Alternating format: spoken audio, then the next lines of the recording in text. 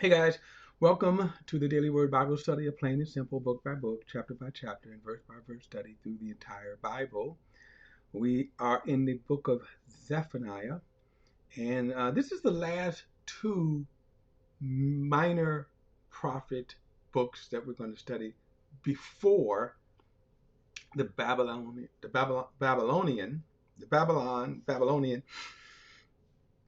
invasion. And as I said last time, and I did find why I couldn't find Micah, and I do realize probably most of you going like, "What is he talking about?" Yeah, I was kind of looking for how we talked about the how the books of the Bible are arranged, and we said that how the books of the Bible are arranged. No, it's not what I wanted. Um, how the books of the Bible are arranged. Okay, we said that since we're in the last section of the Old Testament, so again, this arrange how they arrange by far is by the dating of the books. Now, there's some discrepancies with this arrangement here, and that's neither here or there.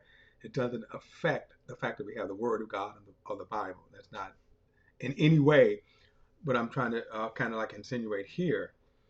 But what we did was I started with the minor prophets or the prophetic books that, as far as the dating was concerned, and the reason why I did that is because there's a certain voice, there was a certain um, um, prophetic voice, and I wanted to keep in flow with that. In other words, I don't want to go back and start, read Isaiah, as our Bibles are arranged here. I didn't want to read, you know, um, start with the heavy prophecies of Isaiah, Jeremiah, Lamentations, Ezekiel, David, and then go back, nearly 150 years to Hosea. Okay, which by the way, Hosea is again how these books are arranged. Okay, is in discrepancy in terms of the dating. So that's why, as we started with Joel, then Hosea. Okay, and again, that's neither here or there in terms of this arrangement here. But what I want to also show you is that since we started in the book of Zephaniah, and um, as you can see with Zephaniah, how we get this dating too is that he comes around the time of Josiah. And if you can see this king's the charting here, um, so here on the left is the king of Judah, the kings of Judah, and then on the right the king of Israel.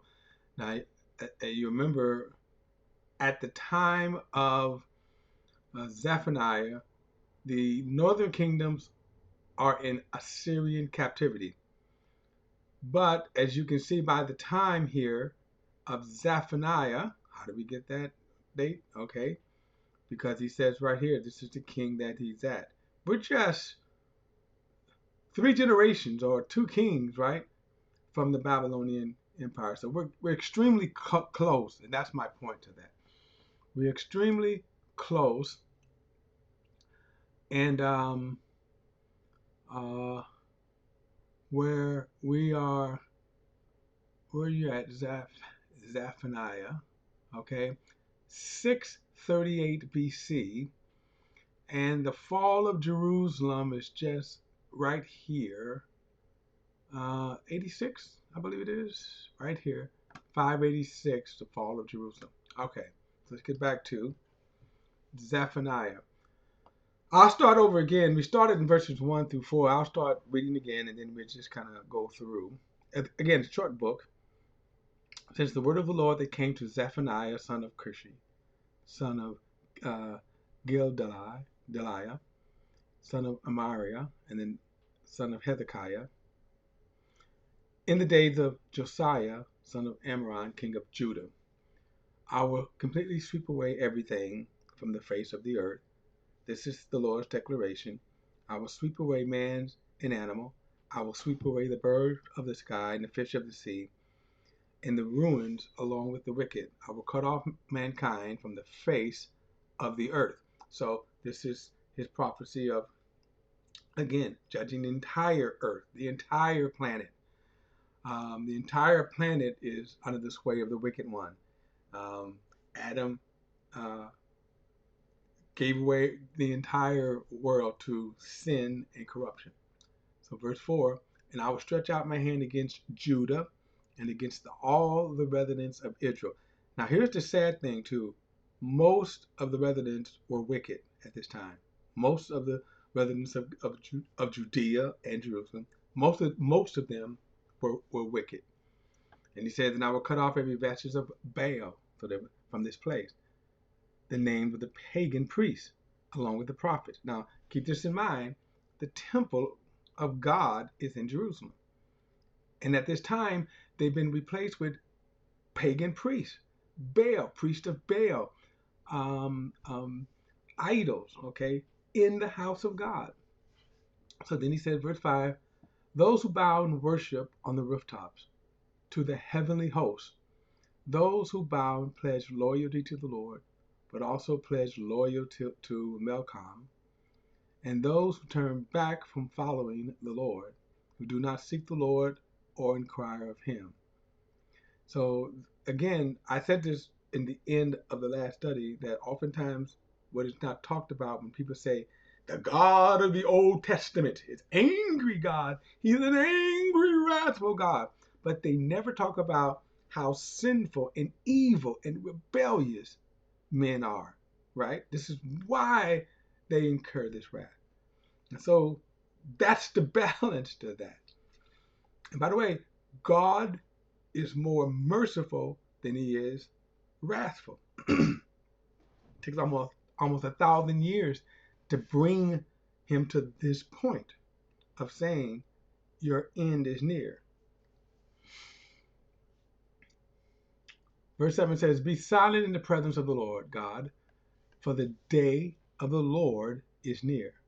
Indeed, the Lord has prepared a sacrifice, and he has consecrated his guests. Now, I want you to see from the Old Testament standpoint how God defines the day of the Lord. The day of the Lord is simply a period of time in which God will judge the wickedness, the rebellion. Okay? Verse 8, on the day of the Lord's sacrifice, I will punish the officials, the king's sons, and all who dress in foreign clothing. On that day, I will punish all who skip over the threshold, who fills their master's house with violence and deceit. On that day, this is the Lord's declaration, there will be an outcry from the fish gate, wailing from the second district, and a loud crashing from the hills. Wail, you residents of the hollow, for all the merchants will be silent. All those loaded with silver will be cut off. And at that time I will search Jerusalem with lamps, and punish the men who settle down comfortably, and say to themselves, the Lord will not do good or evil. Their wealth will become plunder, and their houses are ruined. They will build houses but never live in them, plant vineyards but never drink their wine. The great day of the Lord is near. Now, also understand this, and we're talking about the great day of the Lord is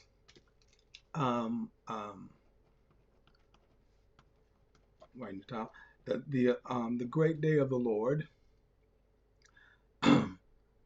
is put like this. It could be any particular day in which, or time period in which God judges. Okay, and so that's why in this case it is talking about when God will bring Nebuchadnezzar and destroy the city. Now, when we get to the book of Jeremiah, it is going to be very. We're going to see firsthand, this destruction, and it will be brutal. Okay. Uh Verse 14 again. The great day of the Lord is near and rapidly approaching. Listen, the day of the Lord. Then the warrior's cry is bitter. That day is a day of wrath, a day of troubles and distress, a day of destruction and desolation,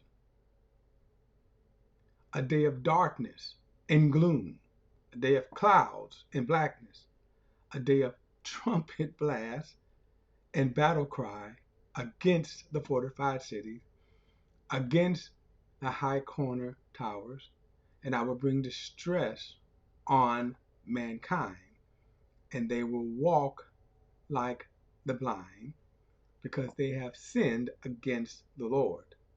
So that's why you have the day of the Lord. Their blood will be poured out like dust, and their flesh like dung. Their rivers and their gold will not be able to rescue them. On that day of the Lord's wrath, the whole earth will be consumed by the fire of his jealousy, for he will make a complete, yes, horrifying end of all the inhabitants of the earth. So you have he goes from the judgment that is coming on Jerusalem, and then the ultimate day of the Lord that will come at the end of time. In other words, this level of instruction will happen when Jesus returns. Okay. Chapter 2 says, gather yourselves together undesirable nations before the decree takes effect, and the day passes like chaff before the burning of the Lord's anger overtakes you, before the day of the Lord's anger overtakes you. Seek the Lord, all you humble of the earth, who carry out what he commands. Seek righteousness, seek humility. Perhaps you will be concealed on the day of the Lord's anger. For Gaza will be abandoned, Ekron will become a ruin, Ashdod will be driven out at noon. Um, I'm sorry. Ekron will be uprooted. Woe, inhabitants of the seacoast, nations of Cherethites, the word of the Lord is against you, Canaan, land of the Philistines. I will destroy you until there is no one left. The seacoast will become pasture lands, with calves and shepherds and folds for sheep. The coastland will belong to the remnant of the house of Judah. They will find pasture there. They will lie down in the evening among the houses of Ashkelon. For the Lord their God will return to them and restore their fortunes. Now we see this over and over again about God's plans for the nation of Israel. That is not to be confused, or shouldn't be confused, with the individual resident. And I say that especially when you get into the New Testament. For example, Paul says, I'm a Jew, but I'm also a child of God, okay, a believer. And so in a sense, there's different. There's prophetic promises that God is going to restore the nation of Israel. We see it right here. I have heard the taunting of Moab and the insults of the Amorites, who have taunted my people and threatened their territory. Therefore, as I live, this is the declaration of the Lord of hosts, the God of Israel. Moab will be like Sodom, and the Amorites like Gomorrah, a place overgrown with weeds, a salt pit, a perpetual wasteland. The remnant of my people will plunder them, and a reminder of my nations will depose them.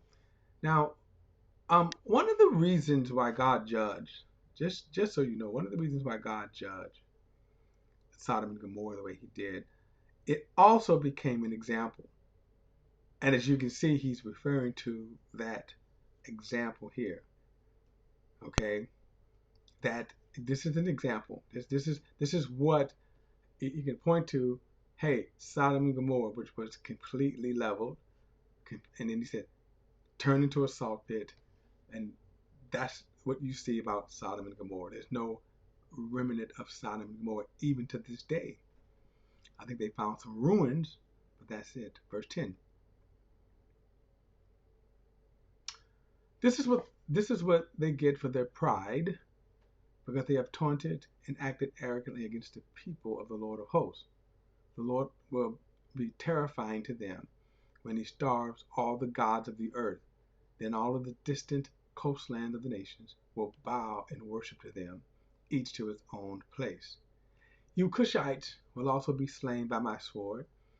He will also stretch out his hand against the north and against Assyria, and he will make Nineveh a desolate ruin, dry as the desert. Herds will lie down in the middle of it. Every kind of wild animal, both the desert owl and the screech owl, will roost in the capitals of the pillars. Their calls will sound from the windows, but devastation will be on the threshold. For he will expose the cedar work. This is the self-assured city that lives in security, that thinks of herself, I will exist and there is no one else. What a desolation she has become, a place of wild animals to lie down. Everyone who passed by her jeers and shakes their fist. So you kind of see God prophesying all of the nations around Israel as well. These are the nations around him that he also that will come into judgment. Chapter 3, verse 1. Woe to the city that is rebellious and defile, the oppressive city. She has not obeyed. She has not accepted discipline. She has not trusted in Yahweh. She has not drawn near to her God. Now, by the way, the oppressive city is going to talk about Jerusalem, and for literally hundreds of years they've been conquered. God would have mercy on them. And notice he said they haven't learned their lesson. They just have not learned their lesson. Chapter 3. The princes within her are roaring lions. Her judges are wolves of the night, which leave nothing for the morning. Her prophets are reckless, treacherous men. Her priests profane the sanctuary. They do violence and to instruction. The righteous Lord is in her. He does no wrong. He applies his justice morning by morning and does not fail at dawn. Yet one who does wrong knows no shame. I have cut off nations. The corner towers are destroyed. I have laid waste their streets with no one to pass through. Their cities lie devastated, without any person, without any inhabitant. I thought, you will certainly fear me and accept correction. Then her dwelling place will not be cut off. Based on all that I have allocated her, however, they became more corrupt in all of their actions. Now, if you think about it, right now, with this timeline here, they just went through one of the greatest times through King Hezekiah. And already they have now, since the King Manasseh, are still corrupt. He said, even more corrupt. Verse 8, therefore wait for me. This is the Lord's declaration. Until the day I rise up for plunder, for my decision is to gather nations, assemble kingdoms, in order to pour out my indignations on them, all my burning anger. For the whole earth will be consumed by the fire of my jealousy. Now, the word jealousy here uh, has a different meaning than when we talk about like envy. Um, but the idea, it simply means to burn hot for. In other words, God is just his anger is burning hot, hot, hot, hot, and that's kind of what he means by jealousy. Um, um, when we think about a jealous person, a jealous lover, the wrong different meaning there. Even though people use the word but here I think it's a good example of what he means by jealousy. In other words, he's going to burn hot in his anger. Okay, he's going to burn hot, and the only way to quench that hot burning anger is to pour out his wrath, and then his jealousy will be subside. Verse 9 says, "For I will then restore pure speech to the people, so that all of them may call on the name of Yahweh and serve him with a single purpose. From beyond the rivers of Cush, my supplicants, my dispersed people, will bring an offering to me. On that day you will be put to shame because of everything you have done in rebelling against me. But then I will remove your proud, arrogant people from among you, and you will never again be haughty on my holy mountain." So obviously that day hasn't came yet. Okay. Verse 12, I will leave a meek, humble people among you, and they will take refuge in the name of Yahweh. The remnant of Israel will no longer do wrong or tell lies. A deceitful tongue will not be found in their mouth, but they will pasture and lie down with nothing to make them afraid. Sing for joy, daughter Zion. Shout loudly, Israel. Be glad and rejoice with all of your heart, daughter Jerusalem. The Lord has removed your punishment. He has turned back your enemy. The King of Israel, Yahweh, is among you. You need no longer fear harm. On that day, it will be said to Jerusalem, "Do not fear, Zion. Do not let your hands grow weak. Yahweh, your God, is among you, a warrior who saves. He will rejoice over you with gladness. He will bring you quietness with his love. He will delight in you with shouts of joy. And I will gather those who have been driven from the appointed festivals. They will be attributed from you and approach on her. Yes, at that time I will deal with all who afflict you, and I will save the lame and gather the scattered. I will make those who were disgraced throughout the earth receive praise and fame. At that time I will bring you back.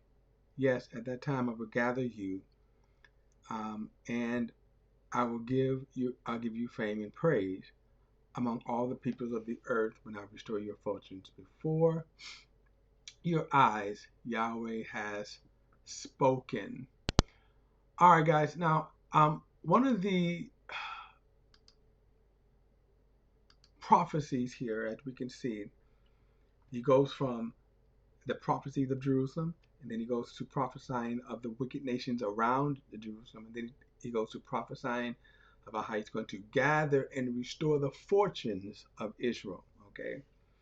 All right, guys. Don't forget to like and share this video and subscribe to BP the Bible Perspective. And as always, if you have a thought or comment, add it to the comment section below. All comments are welcome, and I'll see you in the next study.